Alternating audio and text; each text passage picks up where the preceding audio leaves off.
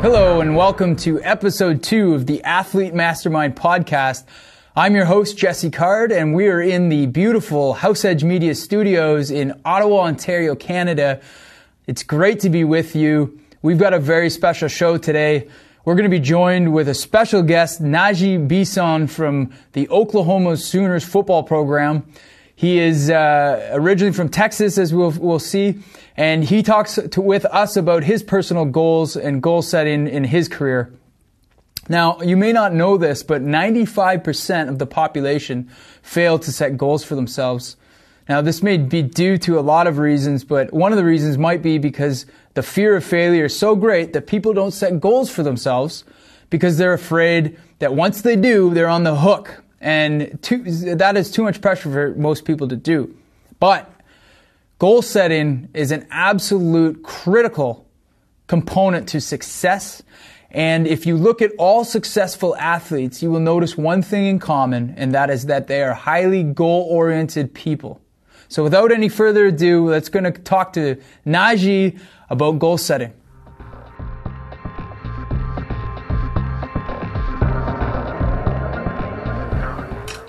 Okay, so joined to talk to me about the topic of goal setting is Najee Bissoon. Am I pronouncing that right, Najee?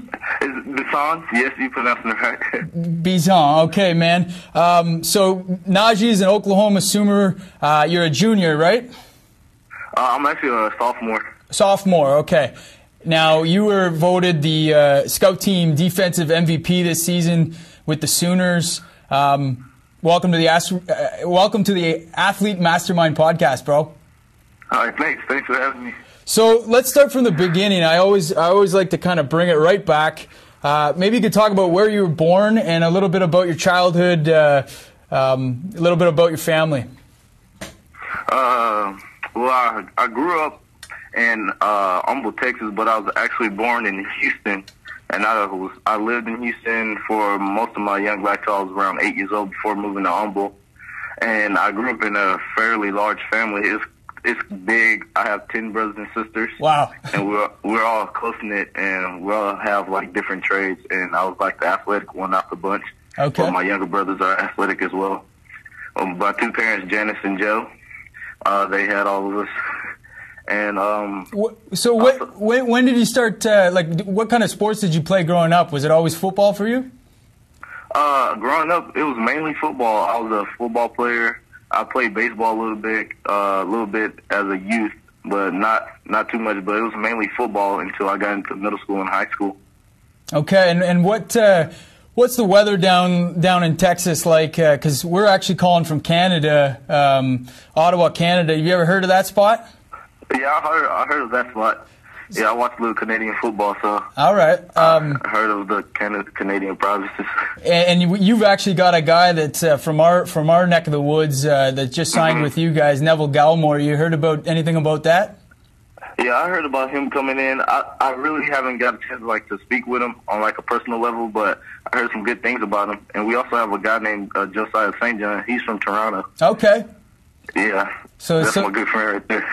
Right on, man. That's good to hear. So, you played football. Were you always a small kid? I know you play safety there. So, what kind of stature did you always have growing up? Growing up, I always had a small stature, but I was for my age, I was always pretty strong and pretty fast because my family there originated in Brenham, Texas. And, like, they have, like, little country stuff going on, so I would help out around, you know? Right. So I guess I developed, like, that little strength. And then running around as a kid, I would climb on things. So I feel like I was pretty, like, physically built for the guy of my stature. Right on, man. And did you always know, like, you said that you're gifted, you're the athlete in the family. Did you always know you wanted to be an athlete? Yes, I really did because I had two uncles, my mom's brothers. They played football. Also, one was a safety and one was a linebacker at the high school in Houston called Cashmere. And after one of my uncles named James, after he got done playing football, he started coaching in high school. So I was always around it. I'll go to his practices and watch him coach and whatnot growing up and be around those kids while I was young. Right, right. So you say your uncle was an influencer early on for you. How about are a lot of your brothers older or younger? Were they around? They're all younger than me right now. One, he's a senior in high school. He's looking to go play college football. He might walk on somewhere because he has a similar problem to me, like his whole stature and size for his position. Right. And then I have one more. He's younger. He's younger. He's a sophomore in high school, but he shouldn't have any problems with recruiting. And the other one, he's in middle school right now, so he got a little while ago. Gotcha. Now, talk a little bit about your high school career, man. Was that something that you had to work pretty hard at to get picked up and end up where you are, or was it where you just you always killed it and you're always real gifted? What was it like for you? Early, my high school career was it was great, and then it was great in the later part when I became a sophomore, because of unique opportunity that happened. When I first started off, I went to a school named Athlete High School. Okay. It was a fairly new school, but because of my size and stature, I really had to fight hard to compete. It was one of the bigger schools in Texas, so we had a lot of guys in our program. But the beginning of the year, I didn't play much in the beginning of the year because I came on the first day of school. Right. But by the end of the year, I ended up starting on defense and offense my freshman year. What were you playing on offense at that time? I was playing running back and receiver. Okay. So you were playing a little bit of offense in high school. Did you know that safety was your true position? Actually, at the time, I didn't know, because I would gravitate. I play safety and corner, but mainly safety. But I play offense too. And since my stature was small, I always felt like I was going to end up playing offense, because DBs are meant to be big by the stereotype that people say around me. Right, right. But I enjoy playing offense, scoring touchdowns. You don't get to do that a lot on defense too often. So tell me, walk me back a couple years ago through the recruiting process for you. What was that whole situation like for you? Was there a lot of pressure on you at the time, or maybe just talk about that a little bit? My recruiting process in high school was I felt like it was practically non-existent, because I was doing everything on my own. I didn't have much help from my high school coach. We had big name schools to roll by, like Texas. We have Texas, TCU, Notre Dame Tech, and all those schools roll by. But at the time, we had other guys, but they're fairly significantly big. Right. And then our coaches, he'll just send the same old guys through. He have our big offensive tackle, our quarterback, our tight end, run through the office, speak to them. But right. Me being like a player of my stature, he didn't give me a chance to speak with those schools. Right, right. So you're kind of, do you think that adds to your motivation and put a little chip on your shoulder? That put a lot of chip on my shoulder. I remember at the end of my senior season, because I did a hell of a job in high school my first 2 years. I was a team MVP 2 years in a row, right. First team all conference 2 years in a row at safety. And in our senior meeting, he talked to me. He told me flat out is, I'm gonna try to get you some D3 and D2 offers. Is that right? So you can go play college football, because not a lot of D1 schools will take his size. And right. Me being the person I am, I took it as an insult, and personally, even though he was coming from what he considered like a reality standpoint. Right, right. Well, there's so many examples of guys like you that didn't accept that. And, you think about Drew Brees or even Tom Brady. Those are guys who probably were told the same thing at one time, right? Yeah, I noticed that. It was an article that came out recently like that, too, about a guy for the Browns who went through something similar to me. But it just motivated me. Like it sparked something in me. So going out of high school with my whole recruiting process, I had a school named Mary Hardin Baylor. It was a D3 school. Right. They can't offer athletic scholarship, but they can give you like scholarship through the school so you can go there. Right. They really wanted me to play there, because they were talking to me. They believe I was a blue chip recruit. Okay. For like the D3 level, and I was a steal.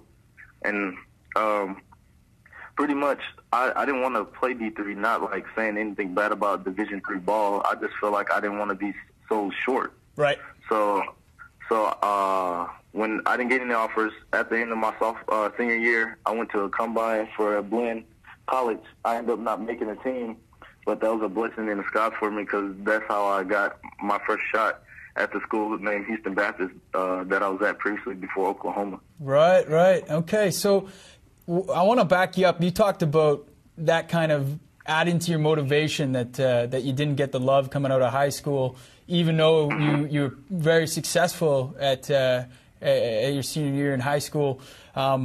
Walk me through kind of that process for you when rejection and kind of not getting the attention that you get. What does that do motivational wise? How do you set yourself up so that you can get to work and kind of light that fire? How does that work for you? To be honest, when people tell me things like that, it angers me. Like not in a bad way, but it angers me to be great. Right. In a sense, like to see that someone doesn't see what I see in myself. So it just sparks something in me to every day go out and work as hard. Just work hard on a daily basis to be disciplined in everything I do. Because since from my standpoint, everyone's saying that I'm a small prototype safety. So pretty much, I feel like if I wanted to compete with those guys, everything they did, I had to do double. Right. It just motivated me every time I woke up. Believe it or not, I felt like I was angry and like bitter to be great, and that's a good thing sometimes. Yeah, no, it sounds like you're not afraid to put in the work. I'm definitely not. So let's jump ahead. Now that you said you played at Baptist, right? Houston Baptist, yes, sir. So what was the process? How did you get from there to Oklahoma? Pretty much, I've seen some emails because Houston Baptist was a startup program, and they were looking for some players. So after I found out I didn't make it to make it on the blend team, I called the defense coordinator, and I called the recruiting coordinator to see if they would have me on. So pretty much, I'll still register for classes at Blend. I was just going to go as a regular student. Right. They told me I had to drop out of my classes from Blend so my clock wouldn't start. Okay. And then and apply for the spring to go to Houston Baptist since school was like ready to start. So that process was fairly laid back, easy process because in a sense they needed me as much as I needed them. Right. Because they needed players. They didn't have a big recruiting class, so I set out that first semester. All I did was work and train. Like I worked my job, and I just trained hard into town to come in to go into Houston Baptist. Yep. But also the process, like it's not all athletic; it's academic as well. Like it took me twice to get inside the school because like it's a private school, so they had high standards for grades. Right. Also while I was working, I went back over and like did all this SAT prep stuff so I can get into the school, and then I ended up getting in. So it sounds like you didn't get the easy road to where you're going. No, sir. I did not get the easy road. It was full of trials. But there's definitely I sense that there's something in you there that you know where you're going and you know how to get there, and you're just working at it. So that's really what this episode's about is the goals that you're setting for yourself and how to go after them. Let's talk about Oklahoma now. Like, what was the jump like in the last little bit for you to be playing on that program? The jump wasn't as most of. I'm sorry, excuse me, but the jump wasn't really that difficult, to be honest. Like most people will believe, like, oh, the jump would be very hard because you're going from a D1 AA program that's a starter to a top perennial football team in the FBS. Right. But it wasn't really that tough because no matter where you go, football is football. And when you play, it might go fast, but it goes fast until you learn what's going on around you. Right. And then I just had to buckle down and keep fighting through the stereotypes. Well, that's great, man. Maybe talk a little bit about about the culture on that team. Do you guys work with a peak performance coach or a sports psychologist there? Yes, sir. We have Coach Schmitty. He's our strength and conditioning coach. And we also have a nutritionist, which is Coach Tiffany Bird. Coach Schmitty, he's a heck of a guy. He pushes us every day. And he's a guy that also instills goal setting and toughness into our mind, because he every day he pushes us in the weight room and he talks to us, and like he has little things hung up here and there in the weight room to remember that we have that goal in mind. We want to be the top in the nation. Right. So every time we go in there to work, he always bring up, we got to beat Bama, we got to beat Tech, we got to beat Texas, just different teams like that. So we got to be motivated to achieve those goals. Right, and is it you talk about those team goals? So beating the programs that are the rivals for you guys, winning the championships. What personal goals have you set for yourself? If you don't mind, you don't have to answer this if you don't want to. But what kind of personal goals have you set for yourself for the next, let's say, 2-3 years? Honestly, I have set high goals for myself. I don't want to scare like you with it, but pretty much the goal I set myself coming up here to Oklahoma, first I want to get on the field and play. And once I solidify a spot on the field, I actually would like to win 2 Thorpe Awards. Like, we had Thorpe Awards winners here in the past history. We had Derek Strait, yep. And we also had Roy Williams. And I just want to follow in the footsteps and win a Thorpe Award. Right on. Like, I just want to be considered one of the best college football players that has come through as a defensive back. Those are great goals to have, man, and you know what? It really is. If you look at a lot of the the success stories of athletes, it's about the work that you put in and the faith that you can keep. So it sounds like you're right on that line. So I'm going to ask you a few questions, Najee, and just fire off. Don't think about it too much. Okay. So here we go. First question. If you only had 6 months to live, how would you spend that time? I'll spend that time like I do now, because I take advantage of every day, because you never know what happens the next day. That's good, man. It's a pretty solid answer. Here's the second question I want to run you through. What have you always wanted to do, but have been too afraid to attempt? Sometimes go up to girls in public and talk to them. Hey, man, you're not alone. I'm sure a lot of guys would answer that, but that's an honest answer. Hey. Go ahead, man. I was gonna say, yeah, you might see a nice looking girl walking on campus. Some guys just don't stop them every day. You just like, I'll catch them on another day. Hey, man, you're on the football team. What are you scared of? Hey. All right, so here's the third question. What in life gives you the greatest feelings of importance? What kind of activities? What are you doing when you get the most joy out of life? Honestly, it's playing football and running track. Because, like, it's just something I enjoy doing. It makes my family happy. It makes me happy and those around me happy to see that I'm doing something positive. Nice. And last question. If you knew you absolutely could not fail, what would be the one dream you dare to dream? If I knew I couldn't fail, I'd probably be like an entrepreneur or a surgeon. Because that's really? A lot of money right there. No kidding. I would have thought maybe it was playing the NFL or something. Oh, I feel like I'm going to get there right now, even if I don't think I'll feel like that. Amazing. Those are some great answers, some honest answers. Najee, I want to thank you for joining us on the Athlete Mastermind podcast. It was great getting to know you a little bit better. I'm definitely going to keep you on my radar as the years go on. Yes, sir. Thank you. Let me ask you one last question. If there's some young athletes that aspire to follow a similar road as you, what sort of advice do you think you would give them? I'll give them stay disciplined and keep your head on straight and have like a dog mentality. Like, don't take anything negative that anyone said to you. if they say something negative, you just take it, turn it into a positive, and just see it as a positive thing, because it's going to be hard. You just got to have a hard head and power through it. It's great advice, man. Once again, Najee, I want to thank you for joining us on the Athlete Mastermind podcast.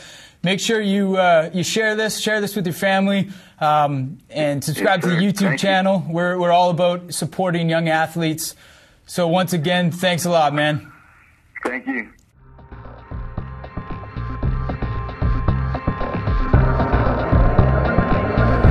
That was a great interview from Najee. I want to thank you for sharing all that. We learned a lot about you.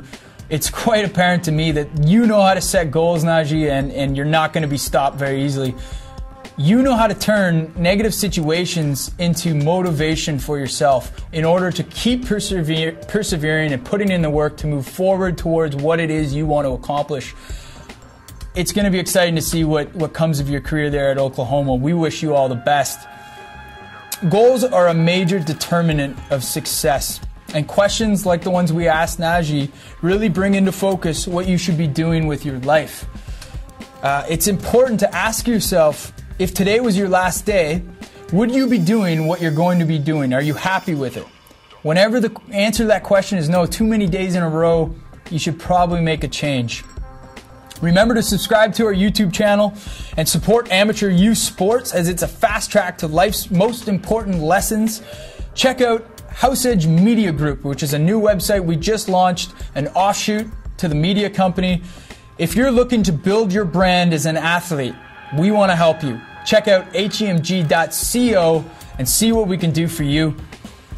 On behalf of House Edge Media, I'm Jesse Card, and we want to thank you for joining us on the Athlete Mastermind podcast. See you next time.